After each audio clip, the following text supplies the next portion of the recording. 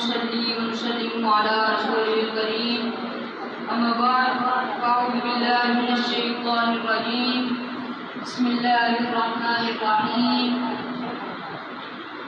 لعنة الله على الكاذبين صدق الله العظيم إن الله وملائكته يصلون على النبي يا أيها الذين آمنوا صلوا عليه وسلموا تسليما فآواز بلند پڑھیے الصلاۃ والسلام علیک یا سیدی یا رسول اللہ وعلی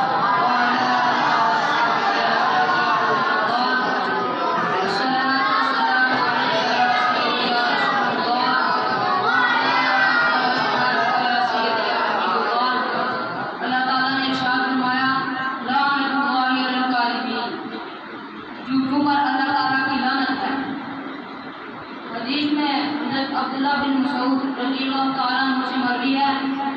کہ نبی کریم صلی اللہ علیہ وآلہ وسلم نے ارشاد فرمایا کہ بے شک سچ نیکی کی طرف بلاتا ہے اور نیکی جنت کا راستہ دکھاتی ہے۔ انسان ہمیشہ سچ بولتا ہے اور سچ کی کوشش کرتا ہے حتیٰ کہ اللہ تعالیٰ کے ہاں سے سچا لکھ دیا جاتا ہے، اور بے شک جھوٹ گناہوں کی طرف بلاتا ہے اور گناہ جہنم کا راستہ دکھاتے ہیں۔ انسان مسلسل گناہ کرتا ہے اور گناہوں کی کوشش کرتا ہے حتیٰ کہ اللہ تعالیٰ کے ہاں سے جھوٹا لکھ دیا جاتا ہے۔ نبی کریم صلی اللہ علیہ وسلم نے ارشاد فرمایا کہ 4 باتیں ایسی ہیں جس میں وہ پائی جائیں وہ خالص منافق ہے، اور جس میں ان میں سے ایک پائی جائے اس میں منافقت کی ایک علامت ہے، اور جب تک وہ اسے چھوڑ نہ دے تب تک وہ منافق رہے گا۔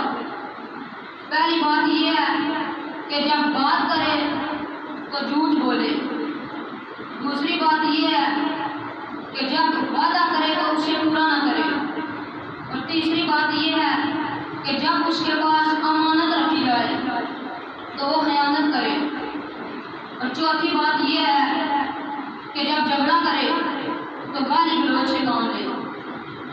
نبی کریم صلی اللہ علیہ وسلم نے ارشاد فرمایا کہ 3 قسم کے شخص ایسے ہیں جن کے ساتھ اللہ تعالیٰ قیامت کے دن نہ تو کلام کرے گا اور نہ ان کی طرف نظر رحمت کرے گا اور نہ انہیں پار کرے گا، ان کے لیے دردناک عذاب ہے۔ ان میں سے پہلا وہ ہے بوڑھا زانی، دوسرا جھوٹا بادشاہ، اور تیسرا متکبر فقیر۔ حضرت عبداللہ بن مسعود فرماتے ہیں کہ انسان مسلسل گناہ کرتا ہے اور گناہوں کی کوشش کرتا ہے تو اس کے دل پر ایک نقطہ ڈال دیا جاتا ہے جو اس کے دل کو سیاہ کر دیتا ہے، اور اللہ تعالیٰ کے ہاں سے جھوٹا لکھ دیا جاتا ہے۔ مسلمانوں کو چاہیے کہ وہ بات کرتے ہوئے اپنی زبان کی حفاظت کریں۔ ہاں، ایسی گفتگو جس میں بلائی ہو اس میں اپنی زبان استعمال کریں، کیونکہ خاموشی سلامتی ہے، اور سلامتی کے برابر کوئی چیز نہیں۔ دعا ہے کہ اللہ